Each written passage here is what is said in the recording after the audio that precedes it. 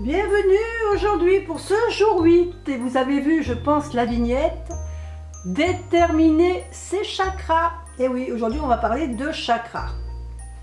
Alors je vous propose aujourd'hui quelque chose d'assez de ludique avec votre tarot.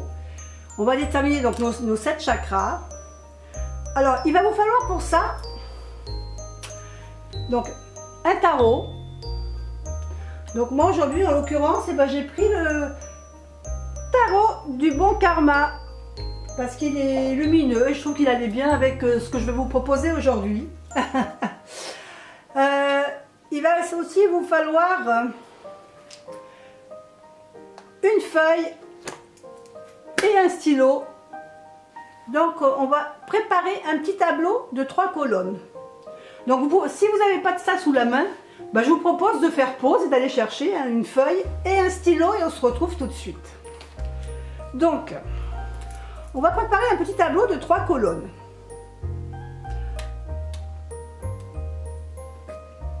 Alors, donc, je le fais à main levée comme ça, c'est juste pour vous expliquer, pour que vous compreniez dans quel sens il faut le faire. Si c'est pas bien droit, c'est pas bien grave. Voilà. Donc, un tableau de 3 colonnes, de préférence égale.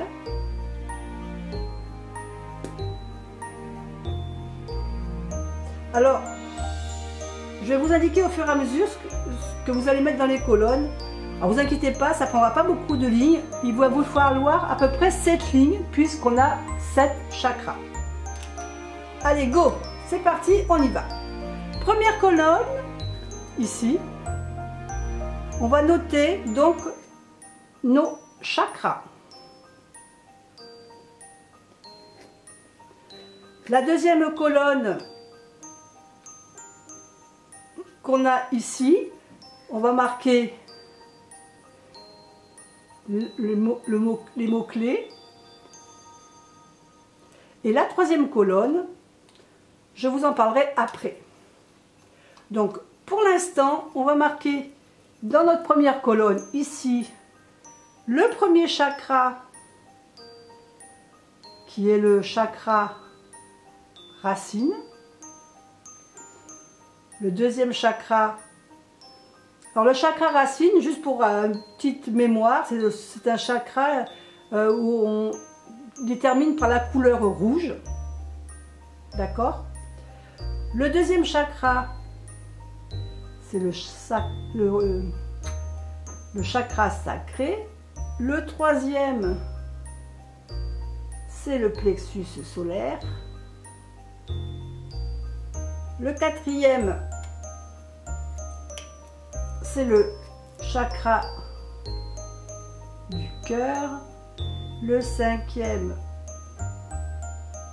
le chakra de la gorge. Donc vous voyez, bon, moi je vous le marque comme ça vite fait, mais vous pourrez après le recopier au propre, il n'y a pas de souci. Le 6, donc c'est le chakra frontal. Ou troisième œil, ça c'est comme vous voulez. Et le 7e chakra, c'est le chakra coronal. Voilà, donc on a déjà notre première colonne qui est bien remplie. Pardon, non.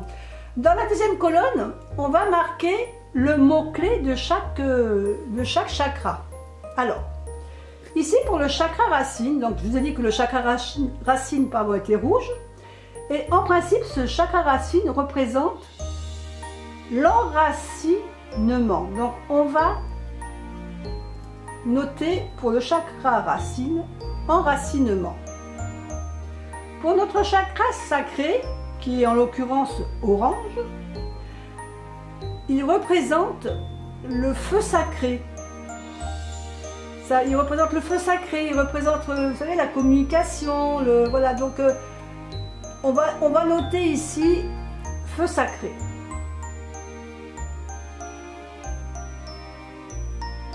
Ça représente aussi notre vie sexuelle, hein, le chakra sacré. D'accord? Le troisième chakra, plexus solaire, donc qui est jaune, il va avoir comme mot-clé le rayonnement. Voilà, c'est vraiment ce que ça nous apporte. Hein. Le plexus solaire, c'est le soleil, on rayonne. Le chakra du cœur, donc, qui est déterminé par la couleur verte, ou je dirais aussi rose, moi je dis vert et rose. Donc c'est le chakra des émotions, le chakra des sentiments. Le chakra 5, qui est le chakra de la gorge, et qui est en l'occurrence bleu clair, lui, il va représenter notre créativité.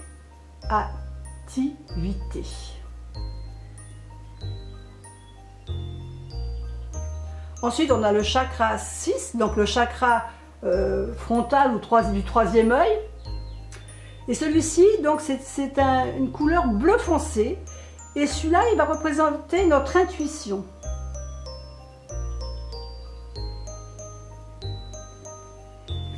Et ici, le chakra 7, donc le chakra coronal, qui a la couleur violette, il va représenter la spiritualité.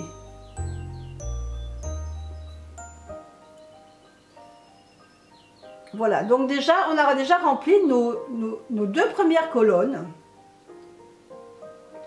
Donc déjà ça, vous avez fait le plus dur, je dirais.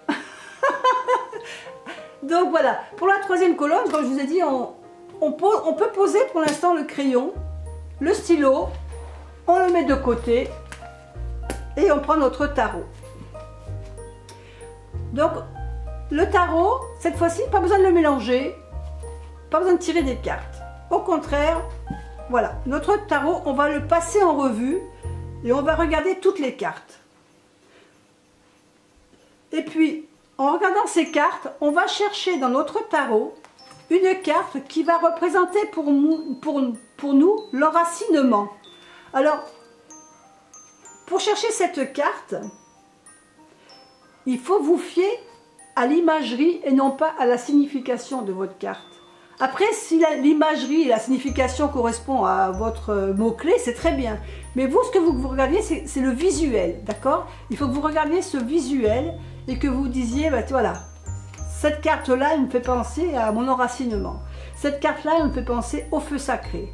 Cette carte-là me fait penser aux émotions. Celle-là, à la créativité, à l'intuition. Celle-là, à la spiritualité. Voilà. Il faut que vous trouviez les 7 cartes qui représente tous ces mots-clés. Alors je pense que vous avez compris le système. Donc à chaque fois que vous trouvez une carte qui correspond donc à votre mot-clé, eh bien vous allez mettre tout simplement ici le nom de la carte. Voilà. Vous faites défiler tout votre tarot et vous trouvez et vous mettez ici le nom de votre carte. Alors, je ne vais pas le faire ici maintenant parce que c'est quelque chose qui prend du temps et je ne veux pas que vous gaspilliez du temps à me regarder trier mes cartes, mais c'était pour vous montrer que voilà, c'est ce que vous devez faire, le système, comment vous devez le faire, d'accord? Quand vous aurez fait toutes vos cartes, alors pour l'exemple, je vais prendre par exemple 3, 4, 5, 6, 7. Je vais en prendre 7 juste pour vous montrer l'exemple. Quand vous aurez vos 7 cartes en main, qui vont représenter donc les 7 cartes que vous aurez inscrites dans votre troisième colonne,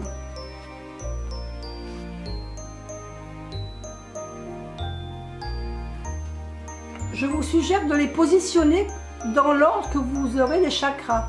C'est-à-dire le chakra racine, bah ici vous allez le mettre en bas. Et voilà, et vous allez positionner comme ça toutes vos cartes. Alors si vous pouvez, une photo, pour que vous ayez un visuel, ce que vous pouvez faire aussi, c'est prendre une photo de chacune de vos 7 cartes. Et puis après, de faire un collage, par exemple, dans votre tarot journal. Ou bien sur une feuille que vous pourrez afficher à un endroit à votre convenance. Et puis, quelquefois, le fait de l'avoir tous ces cartes en visuel, ça peut peut-être aussi vous aider. Hein. ça pourra peut-être vous aider, par exemple, un jour où vous avez peut-être envie de méditer avec, avec ce tableau. Vous mettrez ce tableau devant vous, et puis vous méditerez en regardant simplement toutes ces cartes que vous avez prises en photo. Et ça va peut-être voilà, vous faire du bien et vous permettre une méditation différente de celle que vous pouvez faire chaque jour. C'est vrai que la visuel, ça aide beaucoup. Enfin, moi, ce qui me concerne, quand je visualise des travaux que j'ai faits, des fois, c'est intéressant. Et en plus, ce qui peut être intéressant, c'est de faire cet exercice. Par exemple, vous le faites aujourd'hui, et dans 6 mois, et ben, vous le refaites. Mais vous ne regardez pas ce que vous avez marqué ici, vous refaites simplement avec ces mots, les 2 premières colonnes, et vous allez voir que peut-être vous allez être surprise, peut-être qu'il y a de fortes chances que les cartes que vous aviez choisies la première fois ne se retrouvent pas du tout dans votre tableau ou à la même place que vous aviez déterminé la première fois. D'ailleurs, il y a même de fortes chances que vous ne les retrouviez pas au même endroit. Bon écoutez, j'espère que cette petite vidéo vous a intéressé. Moi je vous fais des bisous. Et puis je vous dis à demain. Bye bye.